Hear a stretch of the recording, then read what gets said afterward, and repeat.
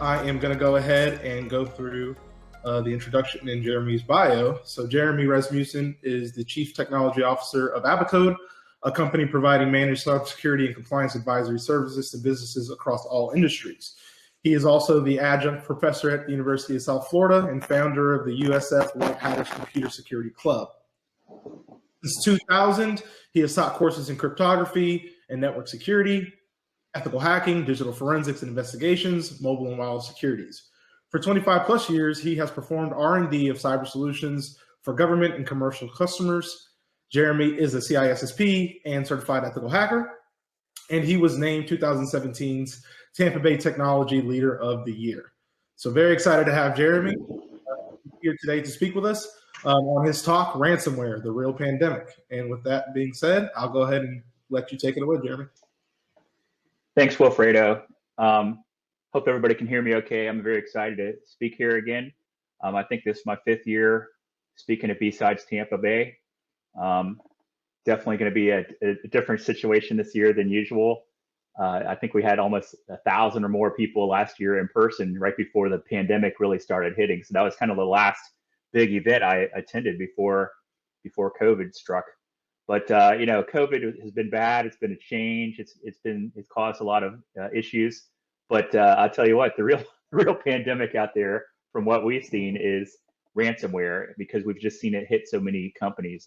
We get about a call a week now to come in and try to clean up. And unfortunately, those are not managed services customers of ours. I'm CTO of Abacode, which is a company that does managed cybersecurity and compliance programs for companies. And they, we know that you can't find enough people, qualified people to do this work. And to hire a whole team to do it would take, probably 6 or 8 people. And most, mid-sized enterprises can't afford that. So we try to put together solutions, to manage something as an outsourced program for somebody and become just a part of the team, really. And so we, our managed services customers, knock on wood, they don't get hit by ransomware because we're going to try to see something and stop it before it becomes a real issue. But the companies that don't have that in place, that's kind of what I'm going to talk about, is some stuff we've seen over the last year, specifically around Maze ransomware and some other strains, the types of TTP tools, techniques, and tactics, or procedures, whatever. There's different ways you can call that acronym. But the way that these attackers are behaving and causing mischief, and hopefully give you some information that we will, you'll be able to use in your environment to lower the threat, lower the risk of getting hit by some of these really bad attacks. So having said that, let's advance to the agenda. I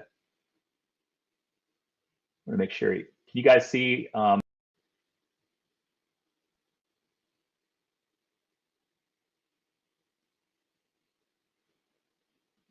So Jeremy, we did lose you for a second. If you're trying to share your screen, I'm not seeing it at the moment. All right, let me try again. How about now? See that. Awesome.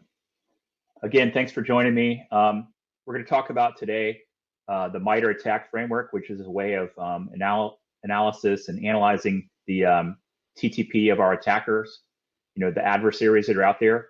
We're going to look at the changing landscape over the last year.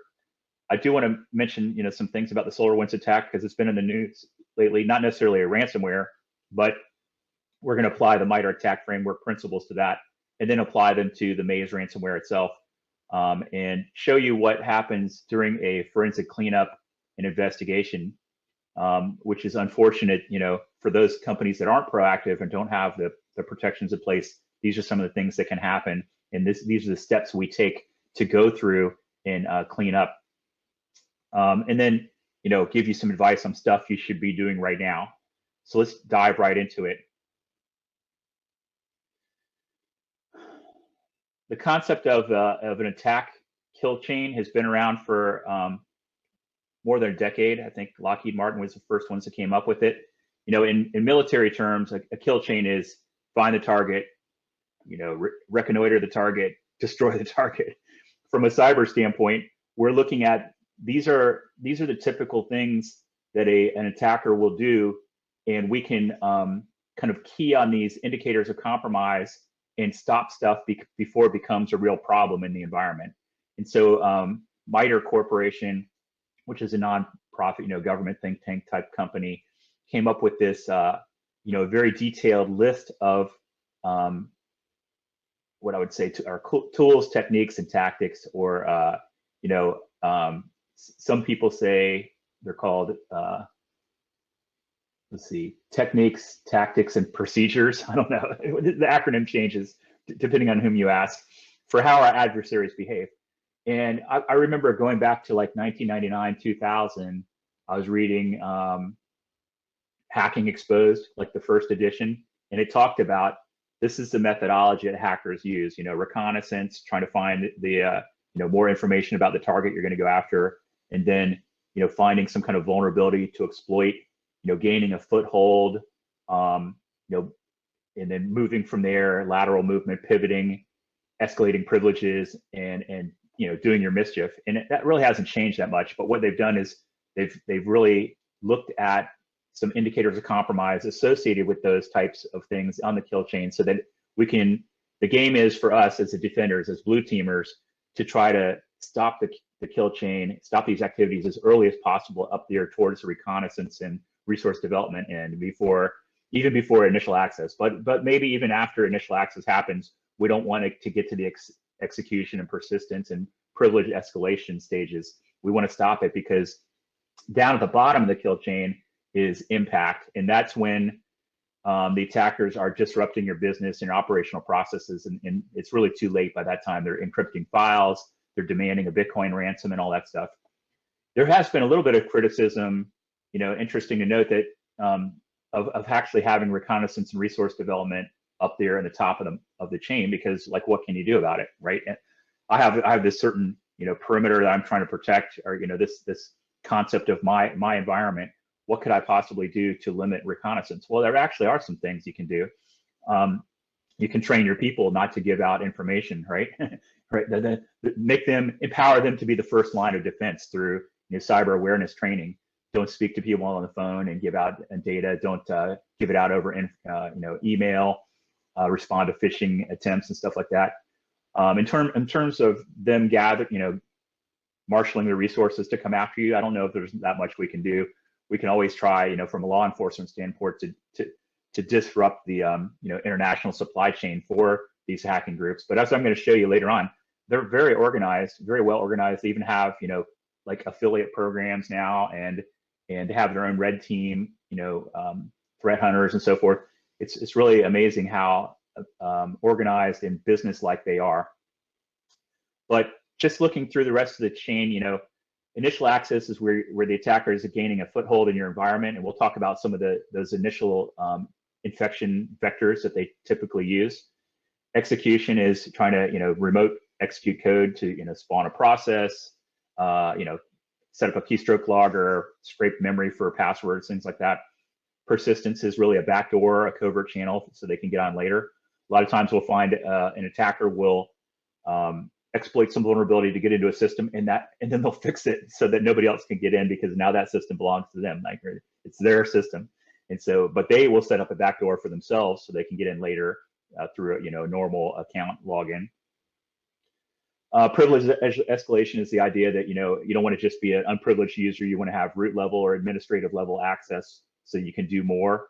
Especially if you have like domain admin, it's game over, right? You can do whatever you want. You can insert a rootkit down at the lowest level that is maybe even under the operating system, so that you can forge back results to any antivirus or endpoint protection that's running, and lie to it about what you have there. So if you have that level of access, you have the keys to the kingdom. The only way to get rid of somebody when they have that is really like a low level format and reinstall the operating system from reinstall files from backups. It's sad to say, but that's what has to be done. Discovery and lateral movement and collection is all moving around looking for things. And you might ask yourself, what are attackers looking for? Well, in my experience, a lot of these attackers are looking for product plans, 5-year plans, strategic plans. They're looking for stuff out there because, like, you could hire a group of R&D people to come up with a new product. That's going to cost a lot of money and sometimes it comes to nothing, right? You spend hundreds of thousands or millions of dollars on developing a product and never really comes to fruition. Or you could hire a couple of hackers for a few bucks who will go in, break into that system and steal all their product plans, and then you have access to those without having ever had to pay for the R&D. So other nation states like Russia and China and these other ones are really into that idea of just stealing data. They don't really actually see it as a negative thing. They see it as a positive for their country, that they're gaining this data, this intelligence for them. Everything's fair game that they can hack into. Command and control, there's always going to be some connection out to some external site that's going to allow this remote person that has access into your system now to issue additional commands and gather data. There's going to be some staging of data before exfiltration. So a lot of times we can see 7-zip files and RAR files and different types of caches of data that are getting staged to be sent out. And then exfiltration is how do they get that data out? And if they know that you're not really looking, if they know that you don't have the capability of surveillance on your own environment, which I would say a good portion of companies do not, don't even know what's going on their networks. I mean, for example, we get hired to come in and red team or pen test a network, and we're going to come in kind of stealthy, unannounced, after hours, obfuscate our methods, and very quiet, low and slow, as they say. And a lot of times they won't pick up any of the activity. They're like, hey, when are you going to start the test? And we're like, we're already finished with the test, and we have domain admin, so the test is over. But that because they didn't have that, they didn't know what they didn't know, and that's the issue. So a lot of times these attackers don't really care if anybody sees what they're doing because nobody's looking, and so they'll just be as noisy as they want to. But other times they know that there's some sophistication there, there's some monitoring capability, and they'll interleave data to make it look like regular traffic going out of the network, and so that it can't be detected as easily. And of course, as we talked about before, impact is the idea of doing something naughty, encrypting all the files and demanding a Bitcoin ransom, or threatening to dox the files out there to the public. As you know, we've gone through a lot of changes over the last year. I mean, this whole idea of the pre-COVID view being this kind of castle that you're guarding and this protected perimeter that everything traverses through the firewall, that was a little bit of a pie in the sky notion anyway for the last few years, right? As we've been migrating to the cloud, you're using software as a service, you've got mobile and wireless, so the perimeter was already kind of fuzzy.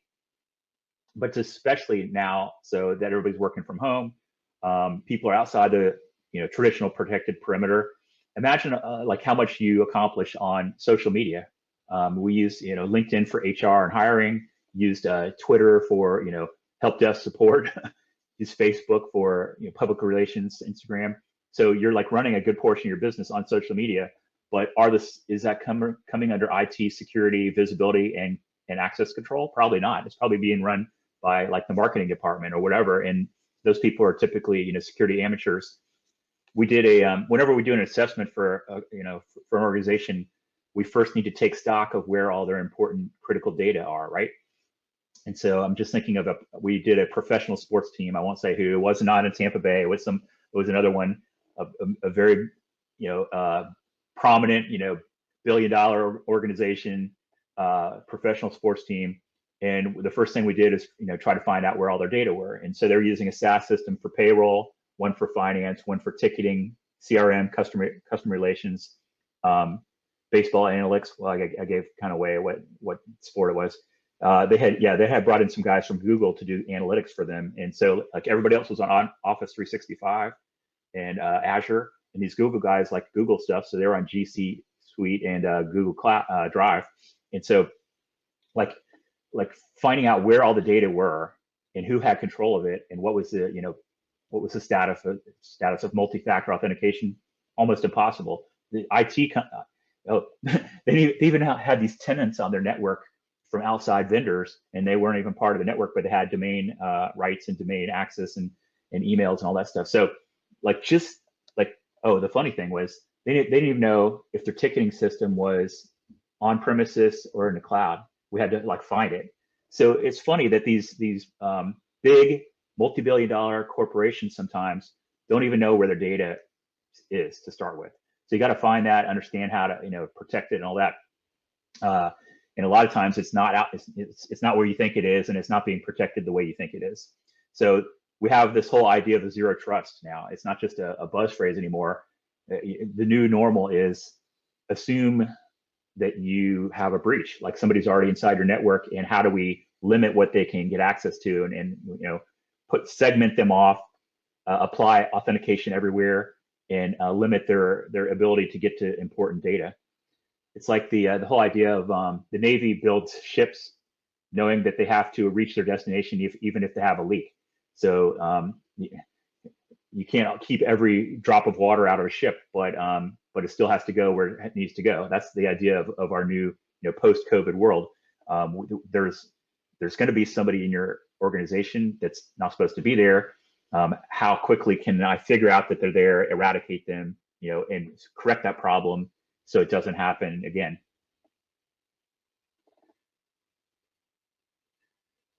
So looking at the SolarWinds attack from a MITRE attack framework perspective, there's some really great write-ups on this done by FireEye and CrowdStrike and some others.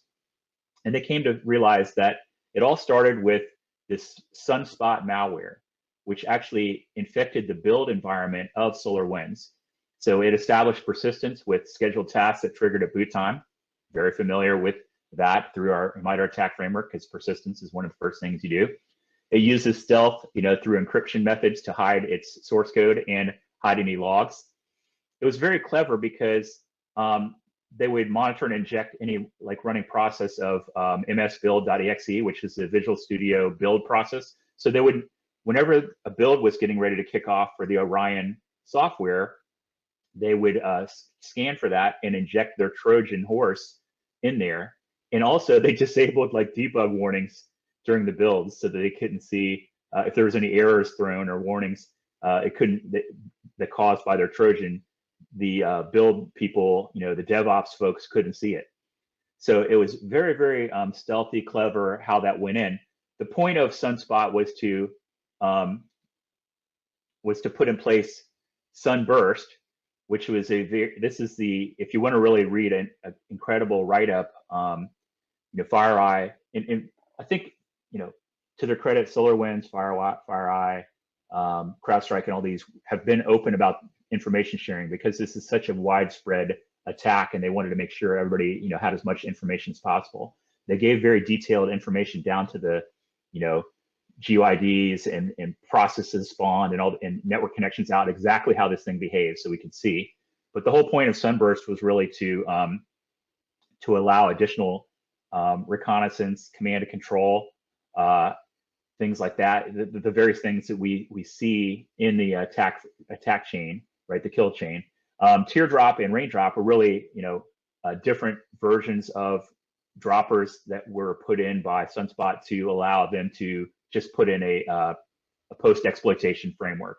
If you're not familiar with Cobalt Strike Beacon, it's a 4-pay version of a pen testing framework like Metasploit framework, but there's like a million cracked versions of it out there on the dark web. So they just use some, Trojanized version of that, and it gives you all kinds of great, remote access capabilities, command execution, keystroke logging, file transfers, privilege escalation, etc.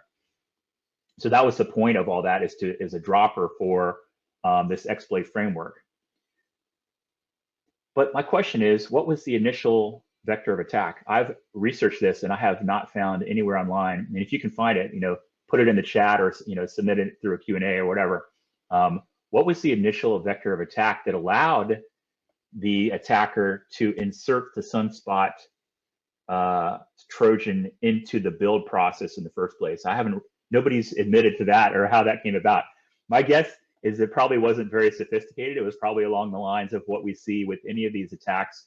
Like if they don't have a great surveillance capability, with a SIM, a security information event management solution, and 24/7, eyes on glass, people watching for certain types of attacks, they may have missed that initial dropper that allowed them to infect the build environment. The sad thing about all this is when they put out these builds, they were signed with the SolarWinds certificate. So if you're a SolarWinds customer, you were getting signed software that was supposed to be trusted software from SolarWinds, but it came to you Trojanized and full of Cobalt Strike Trojans. All right, well, let's apply the MITRE attack framework to Maze ransomware. And before we do, what do you think the initial vector of attack is most often? I'm going to put a little poll here in our chat. What do you think the initial vector of attack is most often for ransomware? And my answer comes from empirical observations, things that we've seen in our own work over the last couple of years. What do you think?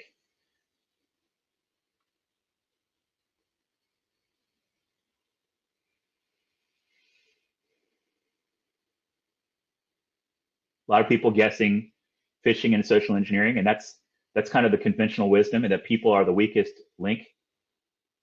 But I have some news for you. This is my own research, and this is borne out by groups like Coveware and some other ones that do ransomware negotiations. 60% of the attack vector is remote access, remote desktop misconfiguration. 30% through phishing, social engineering, and then 10% of like missing patches, misconfiguration. So I've seen remote desktop port 3389 used in dozens of successful attacks. It's great for allowing quick access to files, opening applications, troubleshooting problems. If you're an admin, it's awesome. But if not configured properly, that can be really opening the floodgates for adversaries to come in. And I should mention, I'm not just talking about Windows RDP, I'm talking about any third-party software that allows access. For example, LogMeIn, TeamViewer, Remote PC, Zoho Assist, ConnectWise Control. Oldsmar, exactly. Over Super Bowl weekend in Oldsmar, there was somebody on the night shift watching the water treatment plant, and then they saw the cursor moving on the screen, and they started, it just started moving, and somebody started clicking on things with TeamViewer. Now, that might have been a normal occurrence of their IT department, except for maybe a couple of things. It was the middle of the night. That doesn't mean some IT people. I got an email from our IT person at 4 in the morning, so that's weird. But the other thing was that user was changing the sodium hydroxide levels of the water supply to 100 times the normal amount. Okay, so yeah, that's bad. They're poisoning the water. This is horrible. So obviously, a few things here. You don't want to be ever having your industrial control systems or SCADA systems connected to you and to the system that could allow remote access. But let's look deeper. How do you think that attacker gained access to the TeamViewer in the first place? Well, I think you would have to say that it's probably not very sophisticated. A lot of RDP abuse comes through just simple brute force password guessing on an internet exposed surface. I mean, really? Yeah, an improperly configured service that allows unlimited attempts starting with no password, password equals username, password equals password, or whatever. If you've ever done any red teaming or password cracking, you know the drill, right? You try a dictionary attack or a word list first, and then a hybrid attack where you're spelling things backwards and forwards. You're adding a number and a question or exclamation point at the end or whatever. And you might have rainbow tables, which are hashed versions of certain lengths of all passwords. But in looking at online, Malwarebytes said that this kind of script kiddie level attack of just brute force password guessing continues to be on the rise. And another thing they do is called credential stuffing. So here you find a valid set of user ID and password combinations, usually stolen from some other data breach, and then you try out those combinations on other systems, which is exactly why obviously you should never reuse a password anywhere across multiple accounts. Just an example, my company Abacode was doing what we call a proof of value, where we deploy our solution for a customer to show them, we get them hooked on the crack, we'll give it to you for free for a few weeks.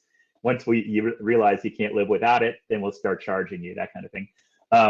But we deployed this SIEM. If you're not familiar with SIEM, Security Information Event Management, it's the type of software that collects log data from your firewall, your network infrastructure, your servers, endpoints, cloud, SaaS, API connectors, anything that you can syslog or pour all this into one aggregation server. Then you run all these correlation rules on there, something like 30,000 pre-configured rules looking for indicators of compromise, with the constantly updated threat feed. So when things like the Exchange server bugs, which we saw a few weeks ago, come out, you'll immediately get an update on there and then of new things to look for. And then you have your analysts looking at this, eyes on glass 24/7, and popping up these alerts and then running them to ground, making sure they're handled. Within hours of deployment of the solution, we saw that somebody was pounding on RDP port 3389 from Russia, and we were able to tell them, hey, we need to fix that. Now, the alert from the SIEM just says brute force password guessing attempt on this box coming from this IP address.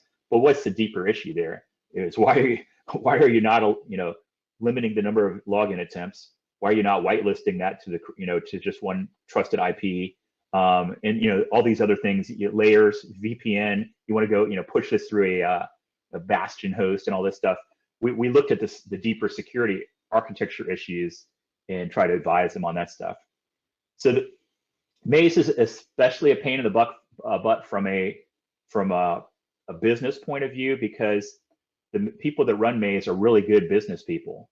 Starting back in 2019, they're the ones who kind of began to use some novel extortion methods. It's funny, if you look at their posts, they're in Russian, but you can find them out on the dark web and places, and they're very open like social media posts.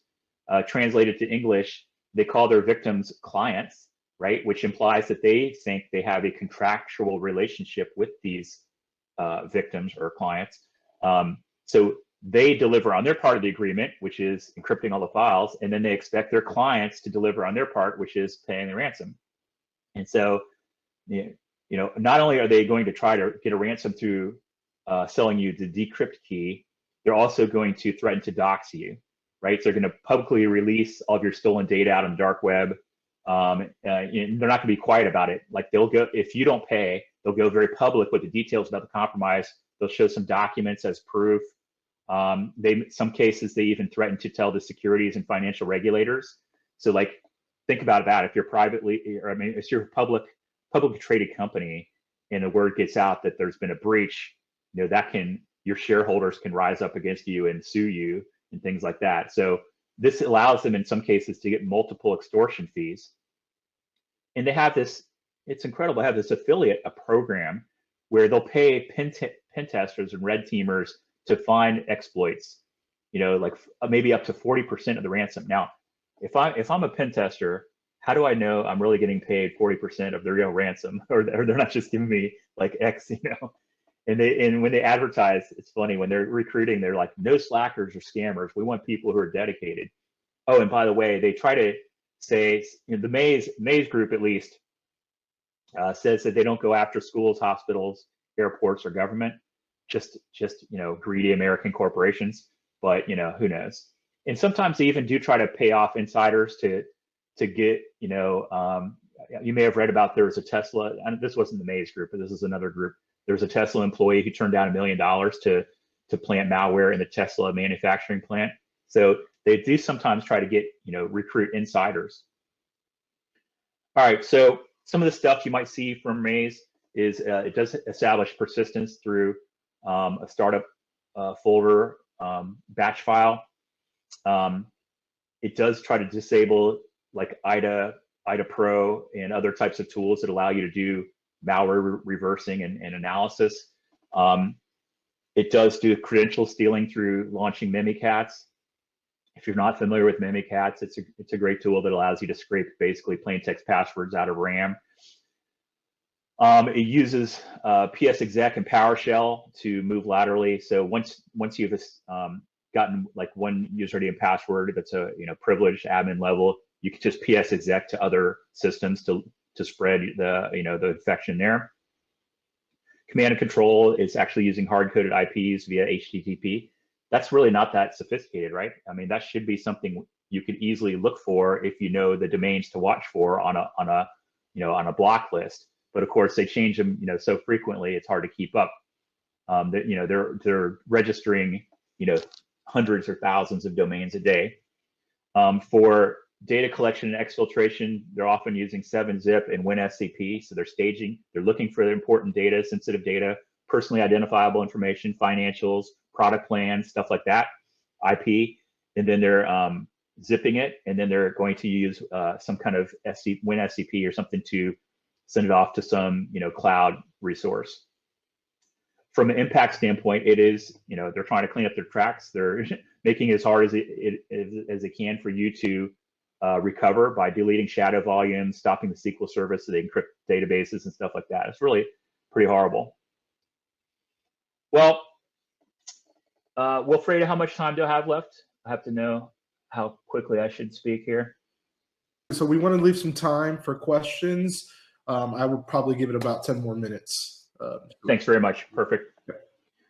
Yeah, last year I was doing a talk on post-quantum cryptography, and I got so much into speaking about quantum computing that I left like 5 minutes at the end to actually talk about post-quantum cryptography. So I don't want that to happen this year.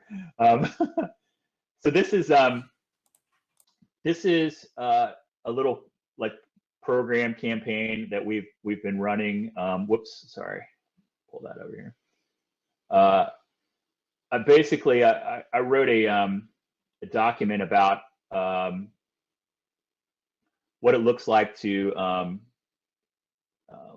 Sorry, I'm pulling this up right now. What it looks like to run a digital forensics and incident response session, and so what I'm going to do is kind of walk you through that. Hold on one second.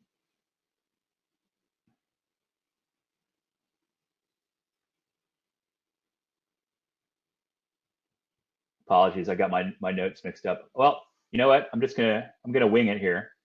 So you guys, this is live without a net. I don't have my notes available, but I kind of know how this thing runs. So the first thing we do is usually we get a call about I don't know, 4 or 5 in the afternoon, because what happens is they got hit with ransomware. They see a message on their computer when they came in the morning. They probably got hit about midnight, and they come in like 8 a.m. and all their files are encrypted. And by the way, this ransomware, the Maze ransomware, is very cheeky. They're like, they tell you what you did wrong, and like your security sucks, and you're just gonna have to live with it now. You're gonna have to send us a Bitcoin ransom to get your files back. And every single file that you have, is going to be turned into an encrypted file, and they're going to leave these little text files around, with this warning, or this chiding you. Really, it's irksome, because they're like, you should have training for your people so they don't click on links and stuff like that. And it's but with their not so helpful security advice.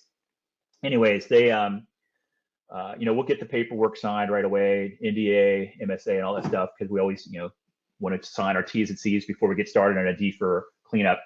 And we'll come to find out usually that they have been probably working on this themselves all day, running around with their hair on fire, because they didn't have any incident response plan, and they didn't know what they're doing, and they didn't know who to call. In some cases, they've already called a company about doing a negotiation, and they got a bit, like in this case, I'm conflating a bunch of stories together here of things that happened actually within like the last 6 months. But I'm not going to give you any details on who they are to protect the innocent, or I should say the victims. But the details are real. So in this case, this company does manufacturing and production and shipping and logistics of certain products. And by the way, if you look at the Maze ransomware attack vectors, it's across the board, but they do hit a lot of manufacturing operations, because they know these guys are not usually very sophisticated from an IT standpoint. They have a lot of OT, operational technology, and it's pretty easy to hit them and get them to pay, because they'll be completely shut down. They can't ship product, they can't receive payments, they can't do anything until they get unstuck from this ransomware situation. So in this case, this is exactly what happened to these guys. Their financial system was on this some kind of Oracle CRM or financial system, and they thought they were backing it up to the cloud. They weren't. As they say, the Schrodinger's law of backups is a backup is the state of a backup is only known until when you try to do a restore. And in this case, they realized they weren't actually doing what they thought they were doing. And the only backup they had was going to a NAS locally. And so the NAS also got encrypted along with the primary. So they had nothing. They had no financials going back for like 2 years, unfortunately. So they were dead in the water, and they had already reached out to a company about paying a ransom. And the attackers were asking for $2 million initially for the ransom. And these guys were offering $500,000. So they were like, what the heck? We're a fairly small manufacturing operation here. We don't want to pay that, and we don't know what we're doing. So they got in touch with us, and this is typically what happens. We get brought in at the end of the day after they've already tried all day and gotten nowhere.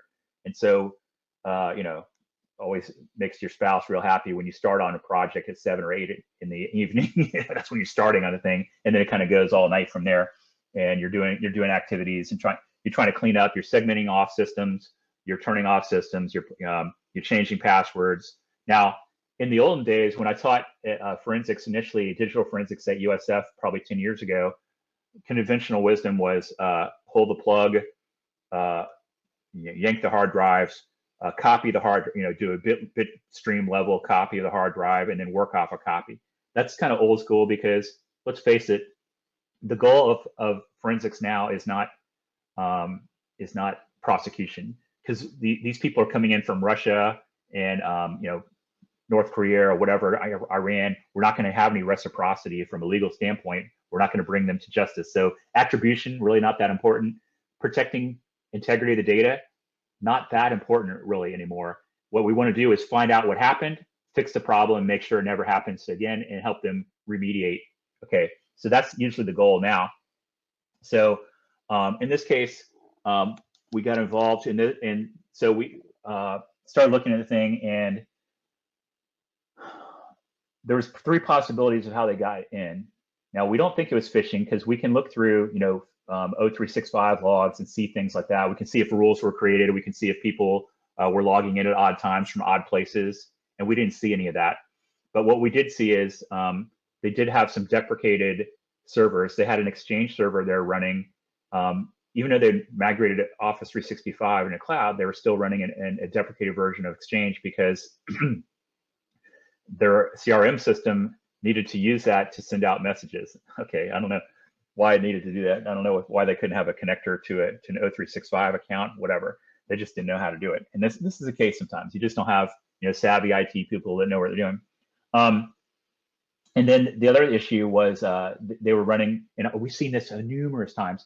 They had a company store that they had like logo and promotional items, polos, shot glasses, T-shirts and stuff, hats, where they're running it on they thought it was on the corporate intranet, but it was really exposed to the public internet.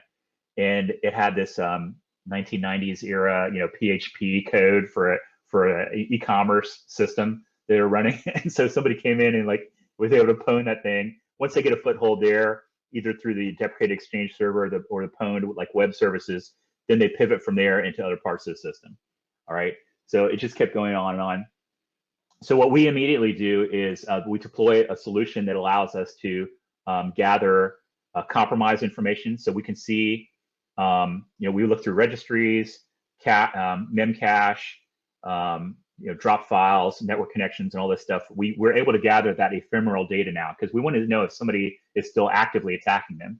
If we look in memory, we can see if Mimikatz is there. We can see if other password scraping software and stuff like that is still resident in memory. That will tell us for sure, that there's an active attack going on. We can also see the stage data, as I was saying. The part of the MITRE attack framework is the collection and the exfiltration. We can see the stage data with the zips, the RARs, the 7 zips, and we can see the FTP, sessions out, that have. We can see if the horse is already, bolted out of the barn. All that stuff we can see.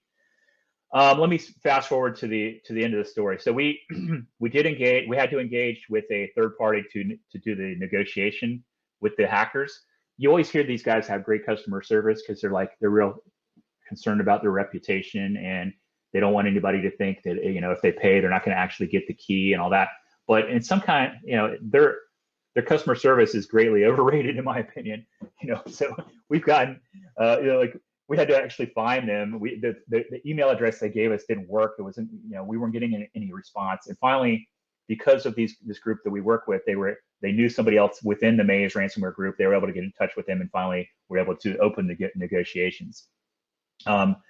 It went back and forth. They made an offer of like $750,000. What you can do is you can say, I don't need all my files decrypted. I just need this one server decrypted, and you can pay less for that. I think this company ended up paying like $425,000 or something like that to get it. Think about this: working with these negotiation groups. The one we work with is all former law enforcement guys.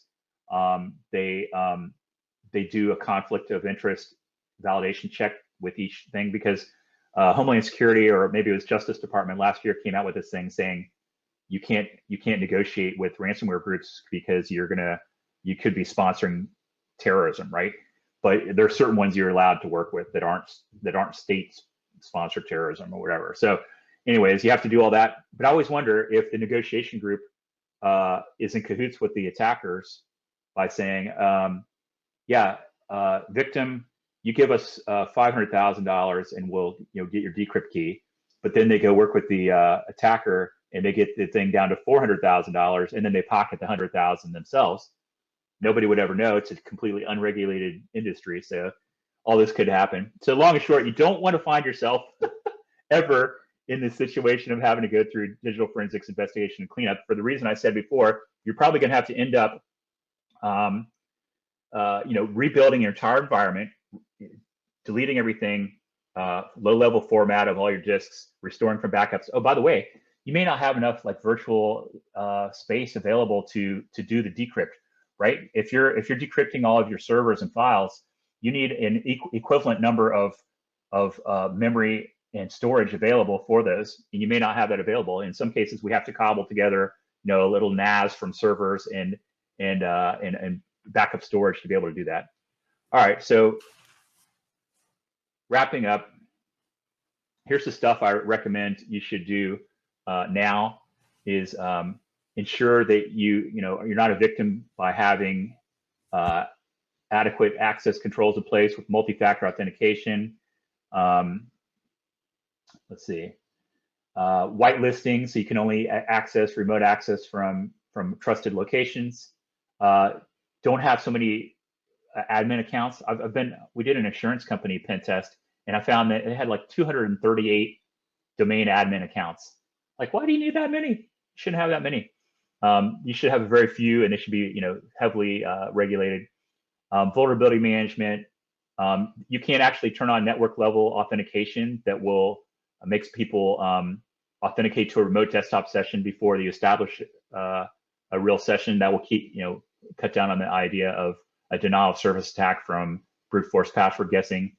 Training to empower your users, segmentation, all that stuff. This is all the stuff that you really need to have in place. And then if you're looking to monitor, here's some kind of novel things that I would say look for. Any kind of privileged use, any kind of dropping of Metasploit or a Cobalt Strike beacon or any other kind of exploit frameworks. Privileged use of PSExec, PowerShell, and any of these other tools that are often associated with malware and with ransomware. And then here's a little one for you. Get user default UI language function is a command always associated with Maze ransomware, because they are attacking from another country, and so they're going to call this function to see where they are and what language is being used. Typically and I don't know if you have any software developers here, but typically you wouldn't use that function if you're developing in English for English speakers. This is kind of a giveaway that this is a remote attack. All right, a lot of information there. I'm going to be quiet and see if we can answer a couple of questions. Perfect. And I think we actually have some questions. Paul, do you want to cover those questions?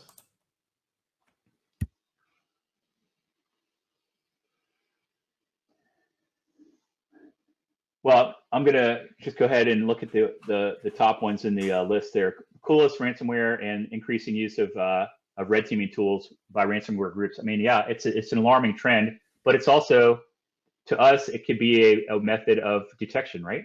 Yeah, all I have to do now is look for a signature of a Cobalt Strike or a Metasploit framework, and the use of that I can have either application whitelisting, or I can look for spawn processes or things that are associated with it. Now, of course, if they build a custom version of that from source code, that I can't do a signature-based search for that based on a hash or a file signature. But what I can do is look for behavior that's indicative of what Cobalt Strike or what Metasploit do. And you can certainly, all the modern endpoint protection like Cylance, Carbon Black, CrowdStrike, SentinelOne, any of these are going to have that capability to look for bad behavior versus just signatures. Any other questions? Let's see. I think ransomware has not run its course yet. It's still around. It's still a pandemic issue for us right now. We're still getting calls like all the time. So I don't see it going away anytime soon, as long as people are still paying. And so it's me. I have not been in the negotiation table myself. We always bring in a third party to do that. So that's why I'm leery of those guys, and I still have my suspicions that they're working together with the attackers. So Jeremy, there's a question here that I think is good for everyone's sort of awareness, but they're asking advice on how to communicate this issues to clueless leadership. Sometimes there's that balance of not being able to talk to your leadership about these issues because they just truly don't understand. How do you bridge that gap? Yeah, most of my job is education of C-level people on this issue, and they have to understand that cybersecurity is a business issue first, technology second. If you ask me how are you doing on cybersecurity, typically they're going to reach out to their IT folks and say, "Hey, how are we doing?" And guess what? Those people are not probably security experts, right? Usually, right? Or they're wearing multiple hats. They've got the responsibility for IT and IT security, so there's no separation of duties there. When I teach at USF, I don't let students grade their own papers, right? For a good reason. They're going to all give themselves A. So if IT is checking its own work, that's a problem. There's no separation of duties. So we try to frame it for them that way. Is you really need another set of eyes, checks and balances. You need this third-party team to come and watch what you're doing to do the monitoring. I've probably done more than 500 or 600 audits myself over, for the government and commercial customers. And that's the one thing I usually see missing most of the time is visibility into your environment. Without the visibility, you don't know what's going on. You can have all the other protections in place, firewalls, endpoint protection, training for your people, policies and procedures. But if you don't have eyes on glass monitoring of what's going on, you can't say for sure today if somebody's inside your environment and how bad it is. So that's my 2 cents on that. Yeah, that's great. I think we have time for probably one more question. And there is a lot of interesting questions, but one of the ones that I thought was interesting is, what are your thoughts for the next 2 to 5 years on the ransomware issue, and thoughts on cyber insurance and how that might impact the future?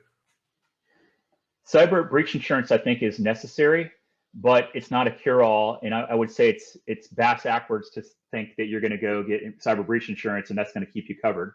You can't even get the cyber breach insurance unless you have some level of due diligence in place. And guess what? They won't pay out on a breach if you weren't doing the things that you said you were doing, to even get the policy in the first place.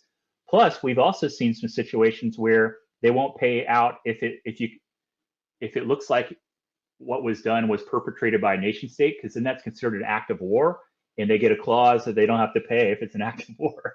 So cyber breach insurance, I think, is great to as a safety net to cover anything that you made a mistake with, that you were really trying to do the right things. You had the best practices framework in place, but somebody made a mistake. But it should not drive bad behavior, and it should not be seen as a panacea, for a cure-all for everything. But it does work hand in hand with best practices. Next 2 to 5 years, I think, as I said, I don't see any abatement of ransomware happening anytime soon because it is so successful. And think about this. If these groups are making billions of dollars a year, they have a business enterprise with affiliate programs, threat hunters, red teaming, a great organization of separation of duties in their organization. If they took a little bit of money that they made off the ransoms and poured it back into R&D themselves, just like a regular company would, let's just say 5 to 10%, they could come up with some great tools and practices that are even more advanced and more effective to be able to sidestep emerging defenses, right? So I think we're probably going to see that. Right now, up till now, I haven't seen any really smart, AI-based vulnerability, probing and bots or worms or anything like that. But I think it's on the horizon.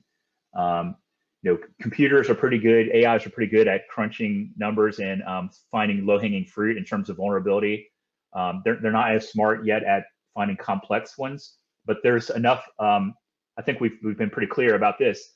You don't have to be that stealth. You don't have to be that smart or that clever to get stuff by most people if they're not watching, which a lot of companies are not. So you got to have the visibility. But I think the future we're going to see is, attackers will get smarter by pouring R&D money into AI and other things that are going to help them sidestep some of the defenses that we have in place now. Okay, thank you so much. I think that covers all the questions. All right. I think you have a few more moments. We could probably wrap this up. And thank you so much, Jeremy, for coming to speak with us today. And that's all I got for now. Thanks, everybody, for joining. Have fun.